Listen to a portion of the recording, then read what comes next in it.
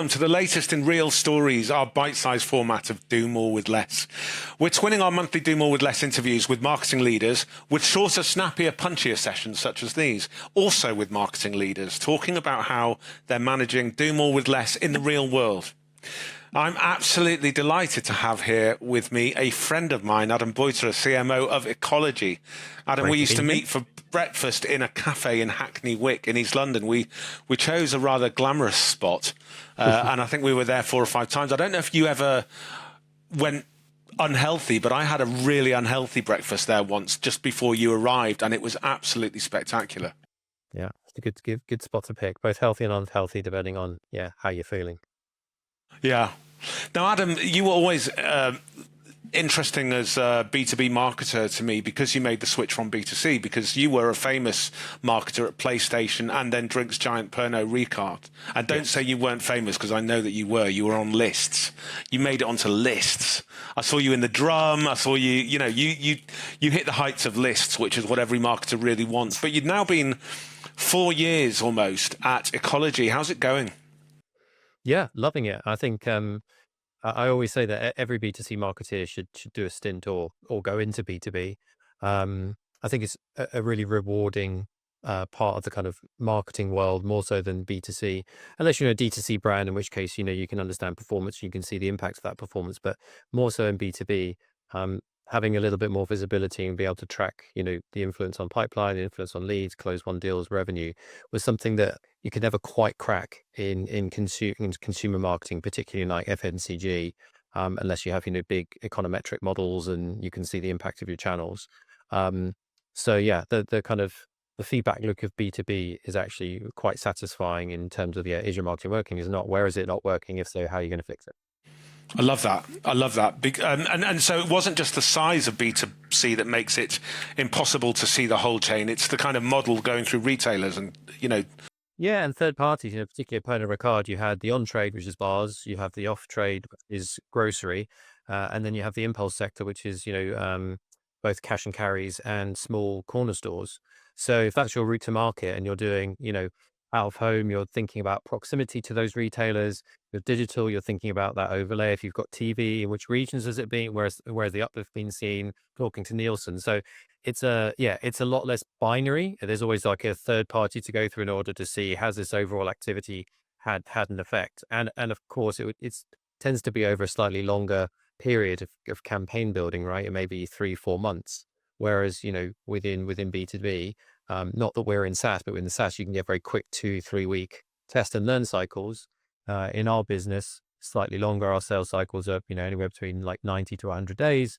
So our kind of test and learn cycles are slightly longer, but nevertheless, you still have a test and learn cycle. Whereas I think in pure consumer marketing, FMCG is a lot harder unless, again, you're thinking about the D2C e-commerce element of that business. So talk to me about your business, because it's a really, really, again, it's a fascinating one with a really, really beautiful proposition. Talk to me about so that listeners and watchers of this video get a grip of who you are and where you are and what you're doing.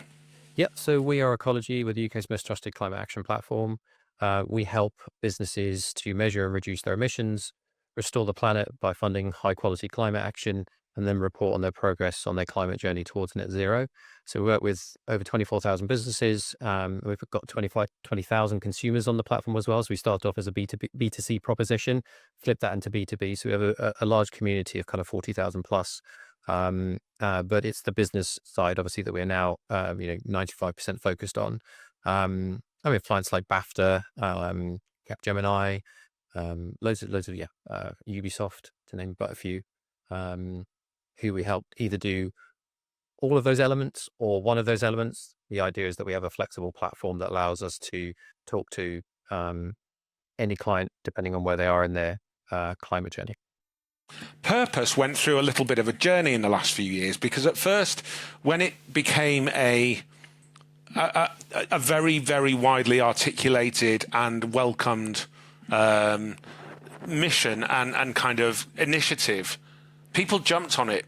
Then it went through something of a backlash, and you had that, the likes of Ritson and that's Mark Ritson and various others sort of slamming it as a do-good, unnecessary, not even going as far as kind of greenwashing and woke. It was more like the message coming down from the great professors and you know, the great and good was that if you're a marketer banking on purpose as your differentiator, you're kind of substandard as a marketer and hoping for some sort of kind of goodwill feeling rather than you know, product and proposition and tactical brand management and numbers. Whereas, so talk to me about how Ecology has managed to sort of ride that wave and keep going, and because it's clear that for the likes of your clients, it's still a pressing issue. I think there's a big difference though between purpose, doing good, and sustainability. Like for me, back in the day, I think people were putting, like, when they started hearing, oh, we need to have purpose to our company, they weren't actually changing the DNA, or they weren't changing the product proposition and actually doing it at the core of their business in order to have that longer term growth. They were putting a sticky plaster over and thinking, what's our next purpose driven campaign that we could tack on to what we already do? And then during that period, you saw the brands that genuinely had purpose superseding those within whichever category they were in. So, for example, you take Who Gives a Crap? You know, they completely disrupted the toilet roll industry because they had purpose baked in to them right from the start, but they're also a great product. So, I think there's a big differential there. And in terms of sustainability, I think, you know, I was on a podcast the other week and we were talking about the fact that, you know, sustainability 2-3 years ago, maybe even longer, was all about maybe the pledges. And there was, at that point, you know, if you backed it up, great. If you didn't, you could kind of get away with it. Now, you know, people need to see that those pledges are being backed up with real life data. And, you know, there's a huge amounts of data, whether or not you're millennial or you're Gen Z, in terms of people rejecting brands if they're accused of greenwashing. And, you know, whether or not it's attracting the best talent. We know that there's been, again, certain studies like Deloitte, for example, talking about people who, you know, are attracted to, obviously, companies that take sustainability seriously, and also for those employees that are employed, it helps obviously retain that top talent. So I think what we're seeing now in the sustainability space, particularly where we sit, is it's not just the heads of sustainability, but it's also the CFOs now getting involved and understanding the actual return on investment by making sustainable choices, and you know, taking your business on that journey of measuring your scope 1, 2, and 3 emissions, working out what the reduction plan is, and then working on an actionable reduction plan, setting near-term and long-term targets, restoring nature at scale, compensating for emissions using high-quality carbon credits, and then reporting. That whole cycle of what we call reduce, restore, report will start to generate the business benefits in terms of employee engagement, driving revenue, giving you a competitive positioning within the sector that you operate in. We're already seeing customers come to us saying, you know, we're part of a larger value chain, and our larger customers are asking us, you know, what's our footprint? What are our plans? Because that's also affecting the way that they go. We see ESG weighted RFPs and tenders.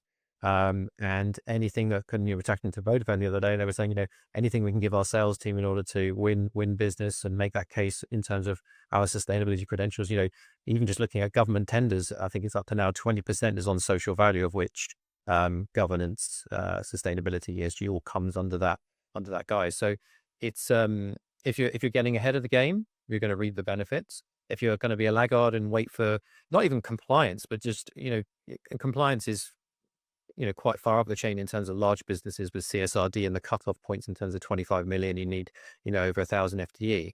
But that compliance is only going to start to come further down. And even if you're an SME and you don't fall under that compliance, you bet your bottom dollar, as I said before, that you are a supplier to one of those bigger companies that will then start asking the questions.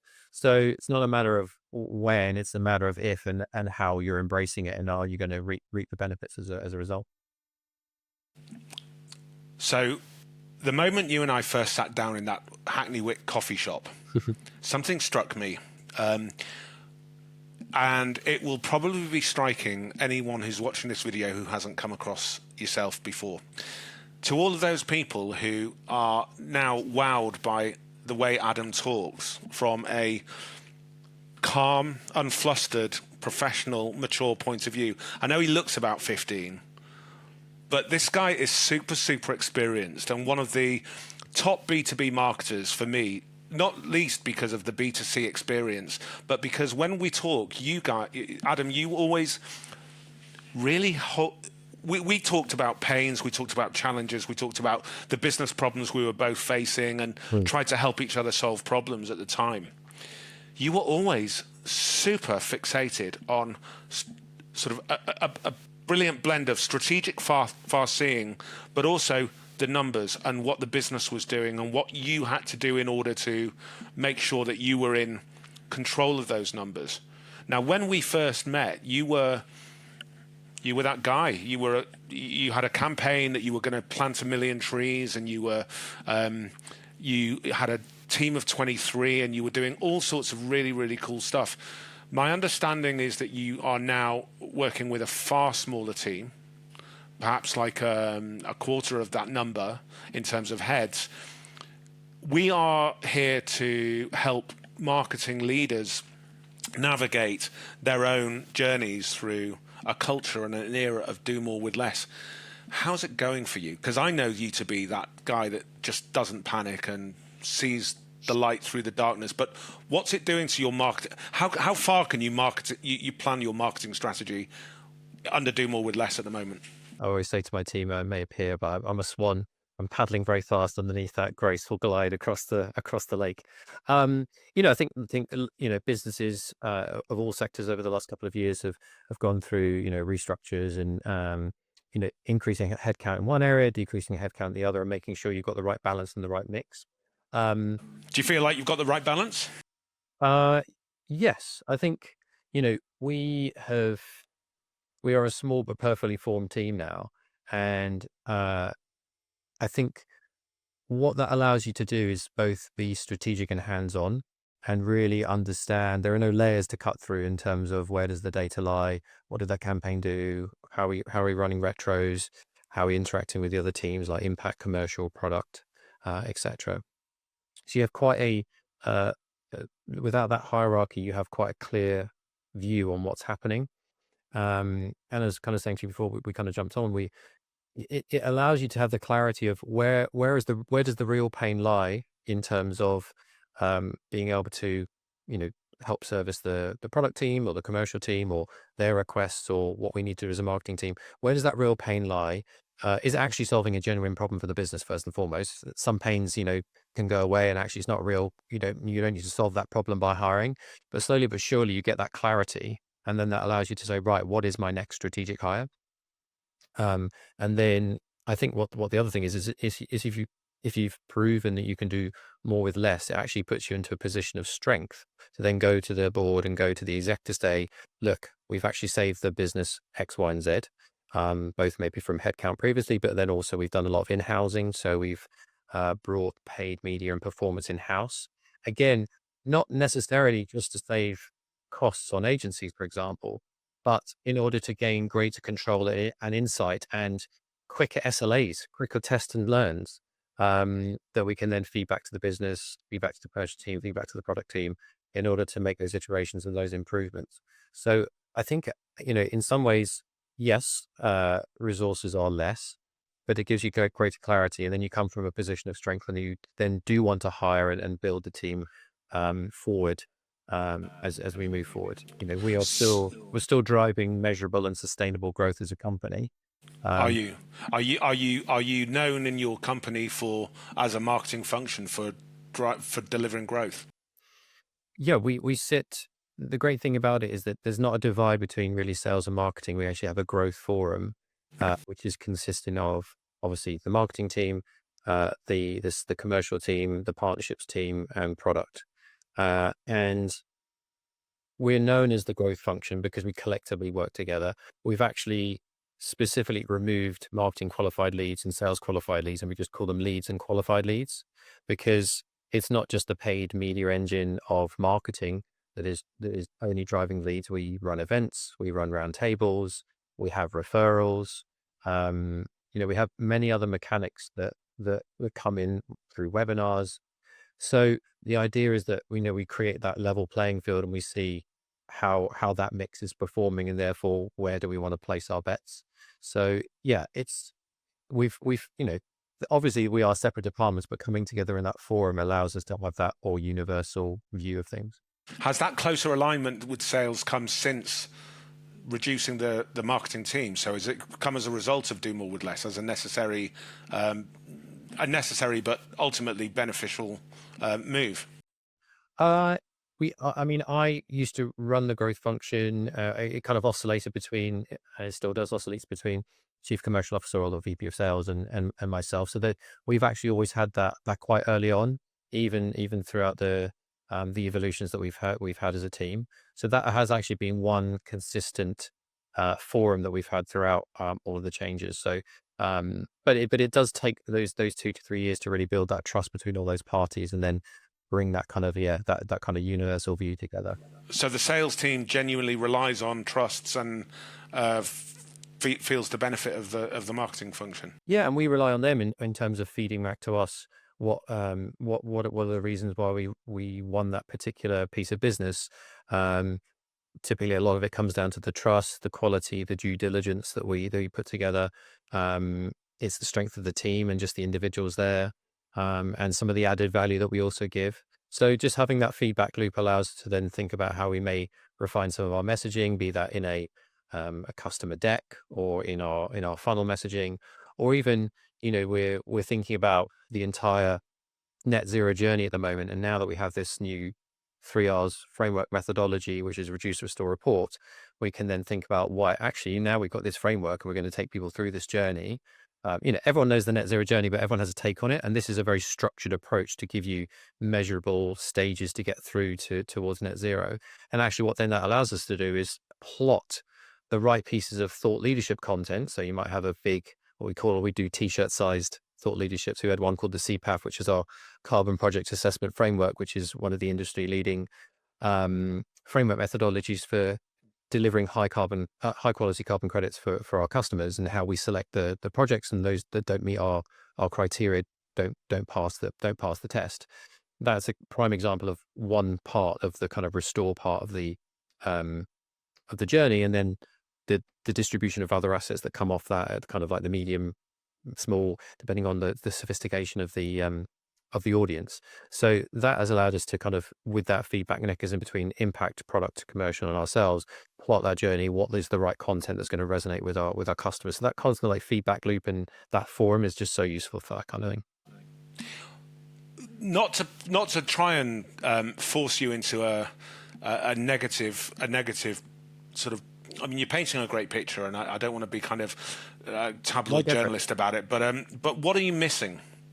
Since you had a team potentially 4 times the size, what are you missing? What did you let go of that you'd love a little bit of now that you're having to do without? Because it sounds like you've reduced but focused. It sounds like you've strategically and calmly, very adamant, but put it together in a way that you're getting all the benefits, the feedback loop, the alignment.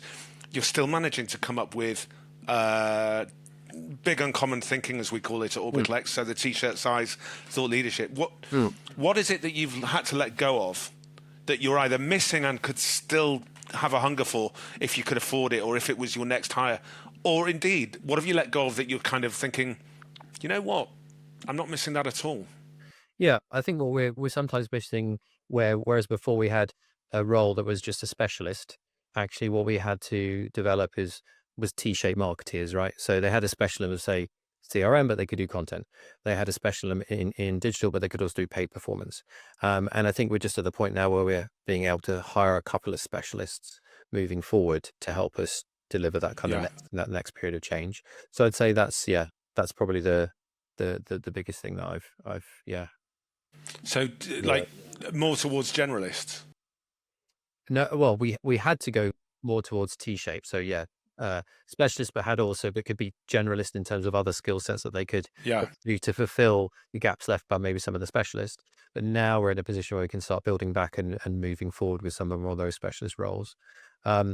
We also kind of developed a bit of what I call like a hub and spoke model, where you've got a core creative team, you've got a core digital team, you've got a core brand and content team.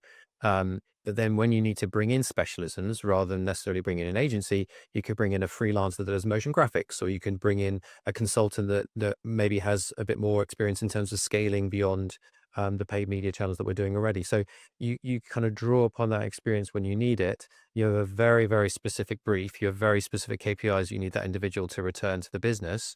But they're not full-time equivalent. You don't have the overheads. And so that kind of hub and spoke model has worked really well for us as well. What would you, I mean, so firstly, the next 2 or 3 years, what is the business doing and saying about a return to a wider? Do you think you will settle happily for the size of team that you've got now, with a couple of strategic hires over the next 2 years maximum, and keep it small and tight? Are you happy that way? Yeah. I think, just small and lean, I think is good. What it also does, like I said, it's the clarity of thought, and you then have to question the requests that are coming in. Does it fit the strategic framework that you've built? Does it actually answer the question of what the customer may need? So it again gives you that kind of benchmarking list as to, yes, you could always do a lot more, and there's always more requests that come in from all areas of the business. But being clear on what those briefs are and are they going to deliver value. So sustainable growth, and slow and steady sustainable hires over the next 2 to 3 years. And the targets and the growth trajectory is feeling gentle and doable. Yeah. Amazing. So what would you say to marketing leaders, but potentially less experienced than yourself, who are really, really struggling at this moment in B2B? They are used to being part of a bigger operation, or they at least have the knowledge and the wherewithal of how to fit 7 or 8 different disciplines and channels and tools and a bigger tech stack together to achieve their aims, and they're being caught on the hop and really having to work extra hard to sell in anything of value and retain the belief and trust of their peers. I think I could sum up quite a nice wrap up after talking to you. But what would your take be if somebody was coming to you, like you and I used to go and help, soundboard for each other and solve each other's or at least suggest ways of moving forward? What would you say if somebody 5-10 years younger than you came to you and said, "Listen, I heard you on the Do More with Less show, that amazing vehicle for change. Absolutely. It seems like you've got it sorted. Can you help me out? Like, what's your take? Is it more about sort of a mindset and a calmness? Is it more about talking and being a part of the leadership conversation, so you know what's important? What would be your advice? I think it would be if you've got like a bit of a longer term vision, where I know the classic one would be proving the value of brand to senior leaders. Like, why should we invest in brand? We just want to invest in lead generation, etc. I would say, what is the smallest MVP experiment that you could work up with the smallest amount of budget to start to prove little mini business cases that add up to the bigger business case that you want to prove eventually. And each of those business cases, if it's successful, is another kind of trust point that you build with the senior exec and the board, to the point where if you've made 3 or 4 good bets, and it is proving a return on investment, then why wouldn't those decision makers want to give you the extra budget or the extra resource or the extra headcount, whatever it is, in order to scale that and enable that to happen? So you can think big picture, but what are the smaller chunks? What's the first chunk of that bigger picture? And you can start to prove in that case. Yeah. So not just a smaller team and a smaller focus and a tighter focus on making sure the right stuff is being done, but almost breaking down a longer term strategy and a 3-year plan into smaller incremental bets, one at a time, couple at a time, making sure you can build a business case around them. So having the nous and the imagination and the bravery to put your neck on the line and try a couple of things. Yeah. And don't mind giving a shout out to Alistair Corsi from Cognism in her book. That's exactly what she did as well in her earlier days at Cognism, and how she first built that media engine and those tests and learns. That's what got those people inside, and then allowed her to then scale the business to the heights that it is today. So I took a leaf out of her book, and yeah, I would echo that. Amazing. Adam, it's always a pleasure to speak to you. Yeah, I just great find to you speak so you calm me down. You slow my heartbeat down and get me thinking. Congratulations on nearly 4 years at Ecology and still managing to be pulling marketing out the bag in this most challenging of times. I just love hearing your stories. Oh, great. Yeah, and thanks for having me on. Yeah, look forward to seeing you. I think we've got the dinner next week as well. So yeah, look forward to that. Absolutely. Take care. All right. Cheers, Mark. Bye.